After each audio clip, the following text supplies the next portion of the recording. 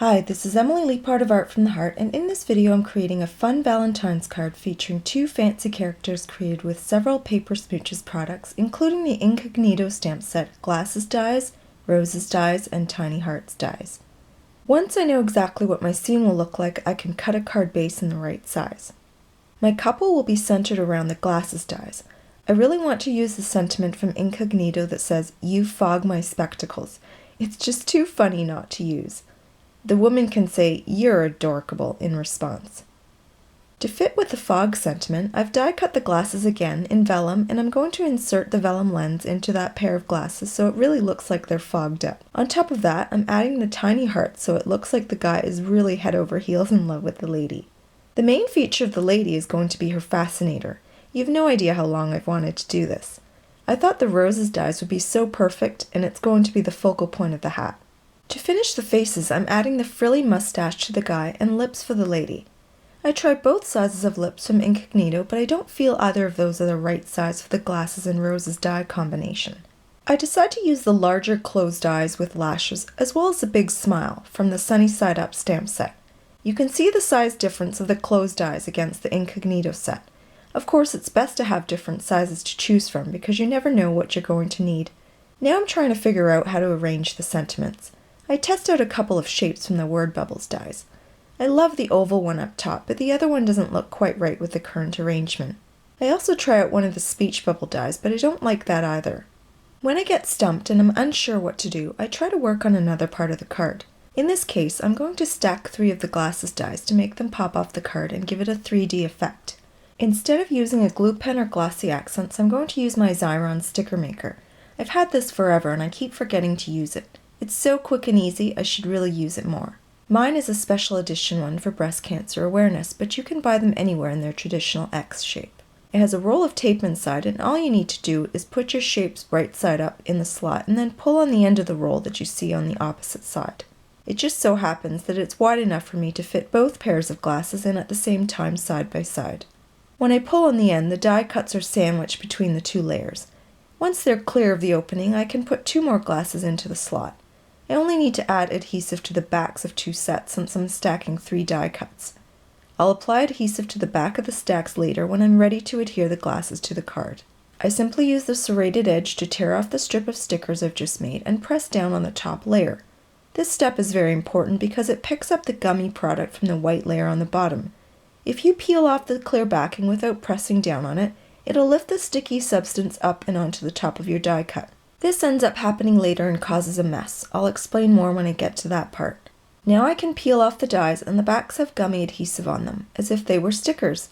This was much easier, not quite as messy, and less time consuming than using a glue pen or glossy accents. I've cut an A2 card base that opens from the bottom. I've trimmed a piece of pattern paper from Teresa Collins' Life Emporium 6x6 paper pad to use as a background. Unfortunately, most of it is going to be covered up by a front craft panel. I'm going to trim down the craft panel so that more of the pattern paper is visible. I'm going to warm up the edges by sponging them with frayed burlap distress ink. I find that doing this on a Ranger craft sheet rather than my grid mat is easier and reduces the instance of lines from the blending tool.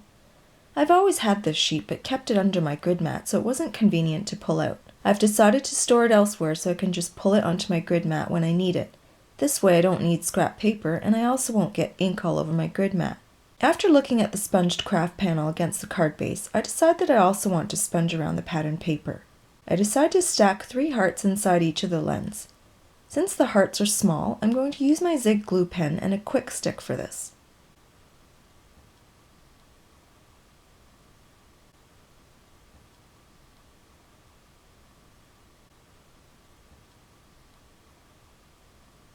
Now I'm finished assembling dies for the guy, so it's time to move on to the lady.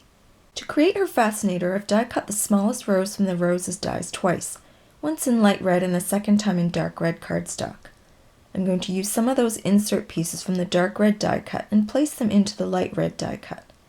The purpose for this is twofold. It will provide shadows and depth for the rose itself, but also a solid piece for me to adhere the tool. To do this, I'm going to work with the rose die face down. First, I choose the best inserts for my design. I hold the rose up to the glasses to make sure it looks how I want it to. Once I've filled it with enough inserts, I apply score tape to make sure none of the pieces fall out. Sure, it looks pretty ugly, but no one's going to see this side, so it doesn't really matter. I want to use tulle to create a veiled fascinator. The tulle I'm using is from a gift bag, but you can find tulle just about anywhere. I've linked to some tulle ribbon and flowers from May Arts in the supply links below, so be sure to check them out.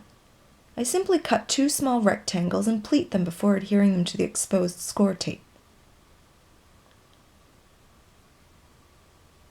After the first layer has been attached to the rose, I hold it up to the card to see how it looks. It's not very noticeable, so I decide to add a second layer. This means adding score tape on top of that first layer of pleated tulle so I can adhere the second layer to that. It's always better to cut your rectangles a little bigger since you can always trim them down. If you cut them too small, you'd have to start over again. Once I've trimmed the 2 layers of tulle to the perfect length and width, it's time to adhere the leaves.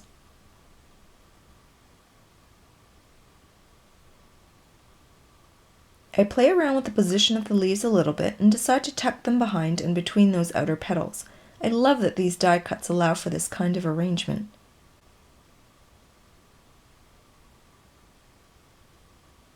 I'm going to apply foam tape to the back of the rose so it pops off the card, but I won't remove the backing just yet.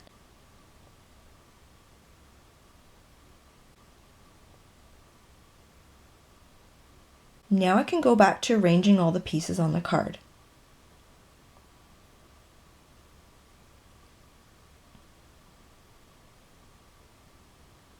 To be honest, I really struggled with the placement of the sentiments on this card. I must have die cut at least 6 different shapes and sizes of speech bubbles, and I didn't like most of them. They just didn't fit and I almost gave up. I definitely want the oval word bubble up top, so I die cut a piece of pattern paper from the same Life Emporium paper pad.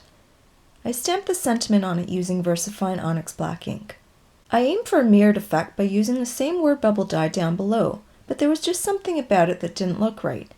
For some reason it looked bigger than the one on top, and since it was the same side as the Fascinator, it unbalanced the design. Of course, now that I'm looking at it in hindsight, it would have been fine, but it really bothered me while I was making the card. I hope I'm not the only one who struggles like this at times. Once again, I've had to take a break from thinking about the sentiments, and I decide to stamp the mustache, eyes, and mouth first. I'm still trying to avoid working on the sentiments because I have no idea what to do. There's not much else to do except adhere the glasses in place. Referring back to what I was saying about the Xyron earlier, I either made the mistake of putting a thick stack of die cuts through it, or I didn't press down well enough on the backing, because when I peeled it off there was gummy adhesive everywhere. It took me forever to get it off the front of the glasses. I used my Staedtler eraser, which was fine, but Xyron sells an adhesive eraser which probably works better. I'll link to that below. The next time I make stacked die cuts, I would use the Xyron to adhere the layers together, but I wouldn't use it to apply adhesive to the entire piece. I would use some kind of liquid adhesive for that. After adhering the glasses to the craft panel, I adhere the Fascinator to the card and then the front panel to the card base. Now I can't avoid working on the sentiment anymore. Oh boy, I'm in trouble now. In hindsight, I wish I had left the card like this, but I decided to fiddle with it more and more. First I re-stamped the sentiment on a speech bubble die, and I didn't like that. Then I thought maybe the long speech bubble was too solid, so I die cut a vellum version to soften it up. I didn't like that either, but it made me think that maybe a vellum oval might work. I felt it was too big for the revised sentiment, so I selectively die cut part of it off using a small plate. I'm sorry I didn't show this on camera, but if you'd like to see it sometime, leave a comment and I'll come up with a project to showcase this process. The sentiment I end up using is "You're a dork." I just separated Adorkable into 2 separate words by using washi tape to mask off parts of it and stamping it twice. It was a little bit tricky since there was overlap and I didn't clean my stamp well. You'll see that the powder stuck to the space between the 2 words, but it was easy to remove with just a swipe of my finger and a small brush. I'm going to adhere the word bubbles to the card with glue dots. I don't want them to have as much dimension as foam tape would provide, but I also don't want them to be too flat. I mentioned a couple of tips and tricks in one of my previous videos on how to adhere vellum. For this word bubble, I'm hiding those glue dots behind the O's and A's of these words. That way they're invisible. So after all that, my card is done.